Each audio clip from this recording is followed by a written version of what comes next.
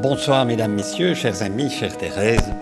Je vais donc aussi essayer de répondre à la question qui m'est posée, sachant que le pouvoir des universités n'est pas non plus considérable.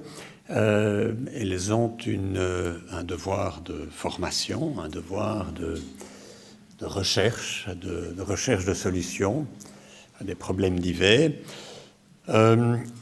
Elles ont effectivement aussi un devoir de conscientisation et probablement d'essayer de tracer des pistes de solutions. Alors, par rapport au problème qui est posé, je crois qu'il y a un ensemble de démarches que chaque citoyen peut envisager.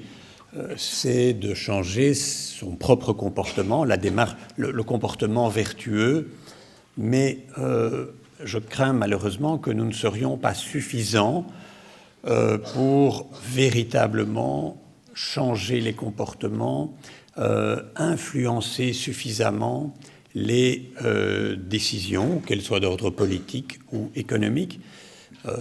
Certains recommandent des désinvestissements dans l'industrie des industries carbonées, du pétrole, du charbon, des boycotts ou d'encourager de ne plus investir dans ces industries. Mais tant qu'il y a moyen d'y gagner de l'argent, il y aura des gens qui y investiront et il y aura du pétrole qui sera extrait, du charbon qui sera extrait et du gaz, tant qu'il sera consommé. Donc, si on veut changer quelque chose, c'est plutôt au niveau de la consommation. Alors, on peut chacun essayer de consommer un peu moins d'énergie, mais de nouveau, je crains que cela ne suffise pas et que la grande masse de nos concitoyens ne se sentent pas suffisamment concernés que pour changer fondamentalement leur comportement si les paramètres ne changent pas. Et de quels paramètres peut-on parler? Soit on peut interdire certains comportements. Dans certaines villes, on interdit effectivement la présence de certains types de voitures, ou on taxe fortement la présence de voitures dans certains endroits. Donc, l'interdiction, c'est pas évident.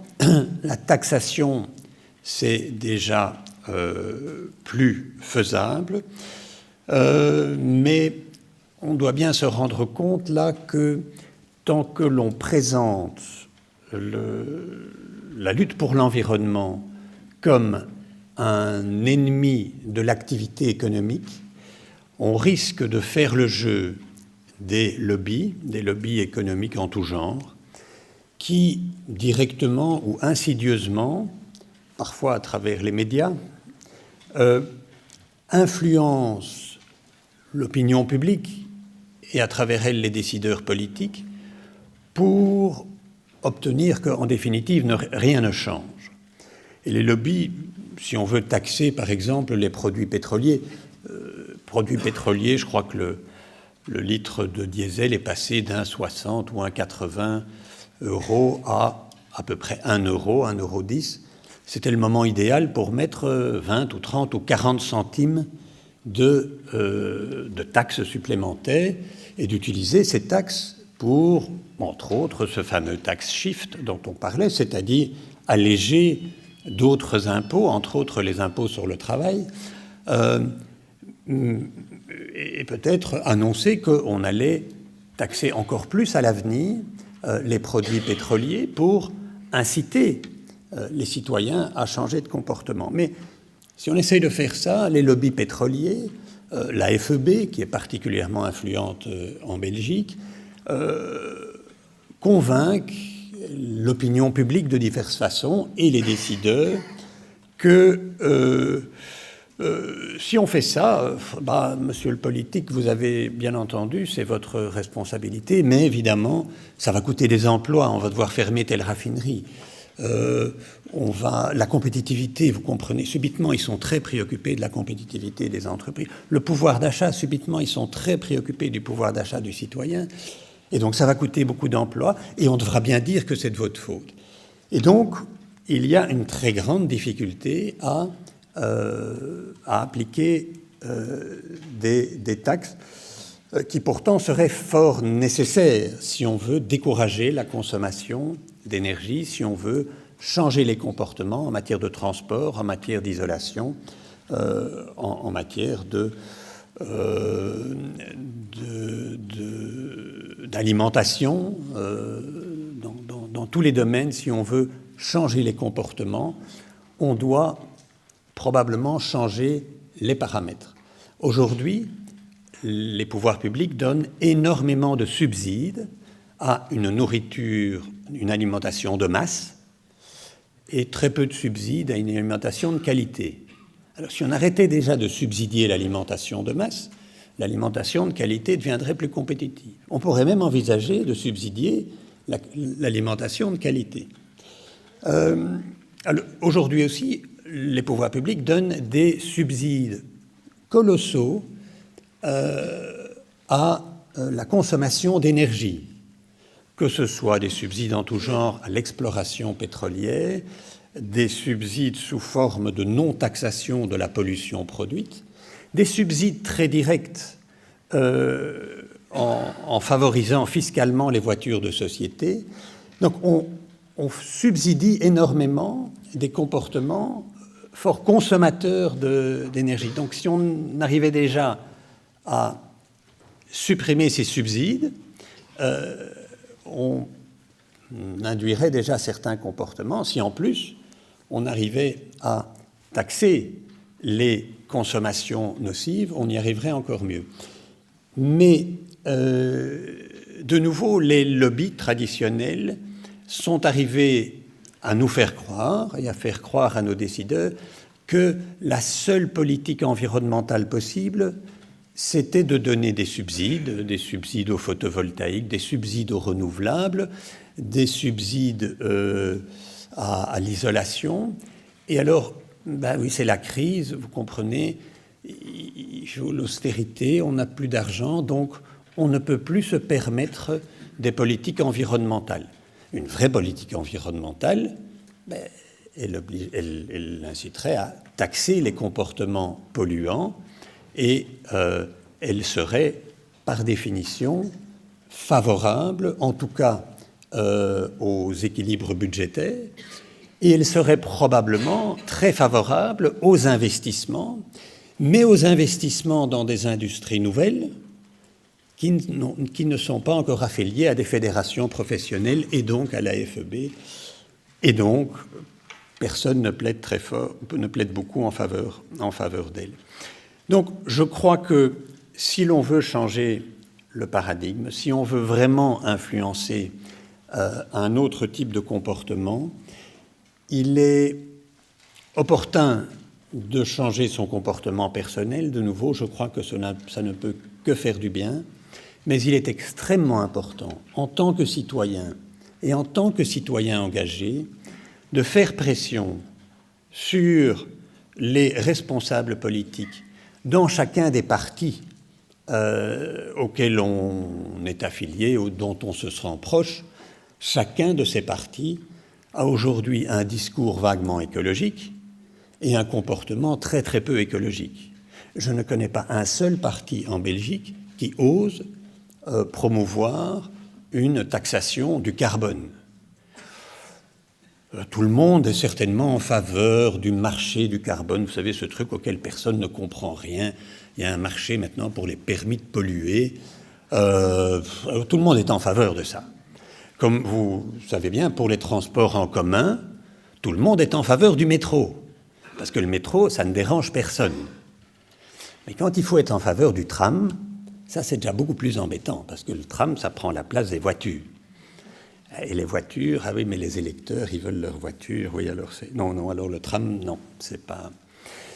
Et donc, on a facilement des consensus sur des fausses solutions. Un certain patronat en Belgique nous dit « Mais vous savez, la solution, nous la connaissons, c'est la responsabilité sociale des entreprises. Les entreprises sont socialement responsables, et si elles ne le sont pas encore, nous, patronat éclairé, nous allons aller les convaincre qu'ils doivent être socialement plus responsables. Et d'ailleurs, nos banques, nos affiliés bancaires vendent déjà des fonds d'investissement socialement responsables. Vous en connaissez, on vous en a peut-être déjà vendu.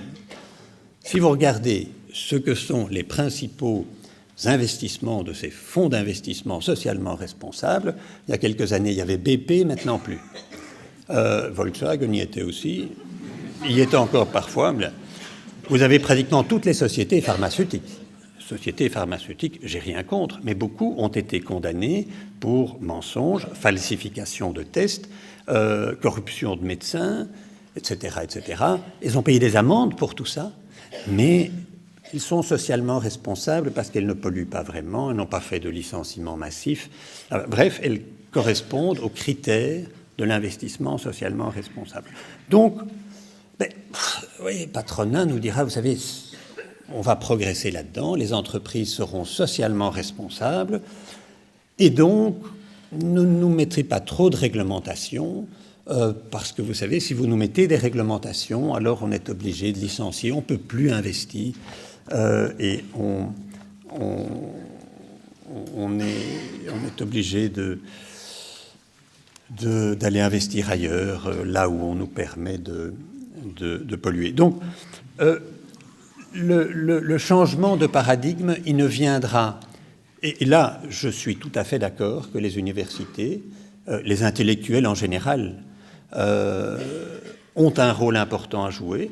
C'est pour cela que je suis persuadé que, même si elles sont parfois encadrées bizarrement, les émissions dans les médias qui accordent suffisamment de place à d'autres manières de raisonner l'activité économique sont importantes. Et pour terminer, je dirais que je crois vraiment que la non-opposition, enfin, il est dangereux parce que trop facile alors pour les lobbies traditionnels de récupérer la sauce, il est dangereux de vouloir opposer le souci de l'environnement et l'économie. D'autant que je crois qu'il y a très très bien moyen de les réconcilier, étant donné qu'aujourd'hui, un des plus grands défis de nos économies occidentales, il est clair que dans beaucoup de pays émergents et beaucoup de pays en voie de développement, il y a encore d'énormes besoins. Mais dans nos économies occidentales, les grands besoins sont très souvent satisfaits. On ne peut pas ajouter beaucoup de voitures, on ne peut pas ajouter beaucoup de télévisions, on ne peut pas ajouter beaucoup de logements même. Les grands besoins sont satisfaits. Donc, une partie, probablement, une partie de la relative stagnation que nous connaissons quand même dans certains de nos pays depuis longtemps, au Japon depuis 20 ans, une partie de ce ralentissement de croissance vient du fait qu'il y a probablement un manque de besoins. Mais l'environnement pourrait constituer, le souci de l'environnement pourrait constituer un besoin considérable, nettoyer les sites pollués, améliorer la qualité de l'air, améliorer la qualité des rivières, l'investissement qui serait nécessaire pour faire tout ça serait de nature à relancer l'activité économique, à donner à long terme un vecteur de développement économique, mais évidemment, il faut pouvoir le financer. Et j'en reviens à mes taxes, c'est pas que je sois obsédé par la taxation, mais je trouve quand même que si l'essence coûtait 2 €, ça serait pas plus mal, et le diesel 3, ça serait encore mieux. Et si on cessait de les subsidier à travers les voitures de société et les cartes essence de société, ce serait encore mieux. Et donc voilà, j'espère que j'ai un tout petit peu répondu, chère Thérèse, mais je crois qu'il y a des solutions, mais que nous devons faire pression sur tous les décideurs politiques que nous connaissons et sur ceux qui peuvent les influencer et en tout cas essayer de mettre en avant des solutions pratiques et simples est plus pratique et simple que celles qui nous sont parfois servies comme des leurres ou des miroirs aux alliés.